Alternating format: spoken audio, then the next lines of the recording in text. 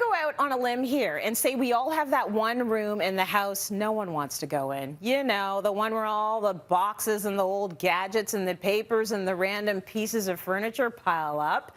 It's sometimes known as the spare room or the front room, or in some cases the back room. In my house, we call it the storage room. Well, Chris and Cami decided enough was enough. It was time to take control. So let's have a look. Look, Tracy, I think this renovation all boils down to shame. We are embarrassed by this room. This room has been an utter embarrassment for all of our friends and family come over for many years. It's been a dumping ground for everything. Literally a pit of despair, no? Yeah, and it's the first room that you see when you walk in the house, so we just could not stare at it anymore. It was jackets everywhere, shoes all over the floor, papers all over the desk. We had to do something about it. So here's the plan. We need to rethink this space. We need to create organization for all of our jackets, all of our shoes. We are going to create a mudroom. Exactly, and it's going to be separated in his closet and her closet. The key to happiness is separating the assets. Yeah, so first order of business, empty the room. We gotta get everything out of there. My old desk, filing cabinets, fill all the holes in the wall. It looked really rough in there. Because we're using prefab cabinets, we want to step them up a little bit, elevate the look a little bit. People use this perforated steel you see like in rad covers or for creating privacy. It's a bit inspired by, you know, caning, how it's made of rattan and it's like that beige. You see the holes in it. It also kind of looks like confessional. Yeah, it kind of looks like a confessional booth a little bit. So we took the sheets of perforated steel that you buy in a large size and cut them to size of the glass. So while Chris does the fun stuff, I get stuck doing the degreasing. I'll get these nice and ready for painting. So there's a bit of prep involved with it. It's really greasy, so you have to clean it. You need to wear gloves. I've cut my fingers just carrying without gloves on. Anyone can do this at home. If you want to take the safety precautions, you definitely want to wear gloves. You definitely want to wear ear and eye protection. You need to cut it with an angle grinder. So something you can't do with snips or shears, just anybody can do it. You just need to have the right stuff on hand. You want to be safe. So once it's cut and clean, it's time to prime. So for the paint, we decided to go for this beautiful neutral taupe color.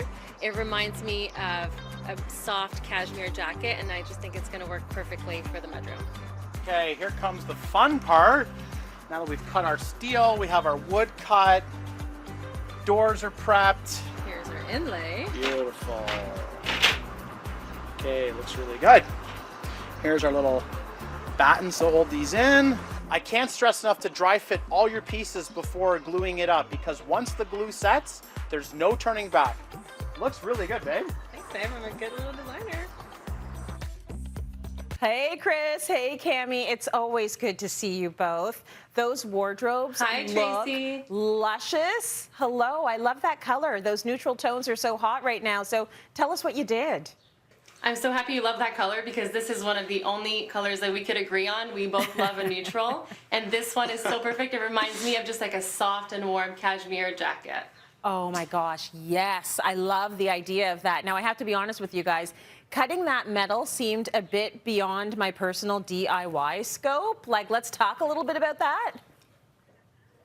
Yes, you definitely want to know what you're doing when handling power tools, especially an angle grinder. You definitely want to be wearing the right eye protection, ear protection, and gloves, because the sheets of metal are pretty sharp. But I'm sure you could handle an angle grinder though, couldn't you, Tracy? First of all, do you remember our time together in studio? I think you're putting a little bit too much faith in me, my friend. Well, alternatively, if you still want to use the sheets of metal, a lot of metal fabricators can actually cut the pieces for you. So if you're really tight with your measurements, they could cut it for you on site, and you actually do not have to do that.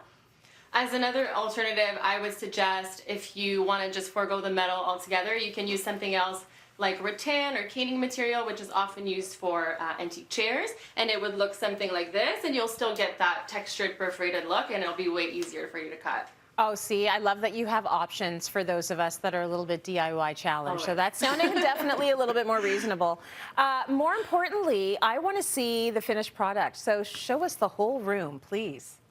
Absolutely. Okay, well, here are the wardrobes.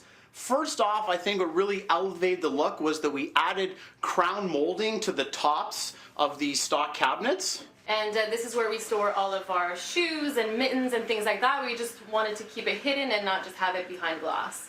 And next we created this little desk. So basically we want this room to be multi-purpose. It will be our workout area with our little mirror here. It'll also be our writing desk for writing emails and opening up letters. So this right here has a drawer that we transformed, and we just got a custom stone top at our stone fabricators. They just gave us an offcut, which was inexpensive, and it really finishes off the look with a beautiful piece of stone.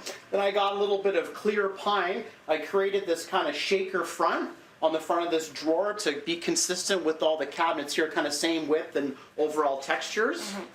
And for me, the key when you're decorating with neutrals, which is so on trend right now, is to bring in lots of textures, lots of warmth through the materials that you're using. So like we said, rattan, the metal perforation, we have like a nice little furry stool here, just anything that will bring a little bit more depth. We kind of just reimagined a lot of these stock cabinets. Stock cabinets are relatively available, so we create a little bench for us where we're going to tie up our boots. Is there any other room in your place where you think to yourself, I'm so ashamed, we got to fix this spot, or are you done now? Oh, there's a lot.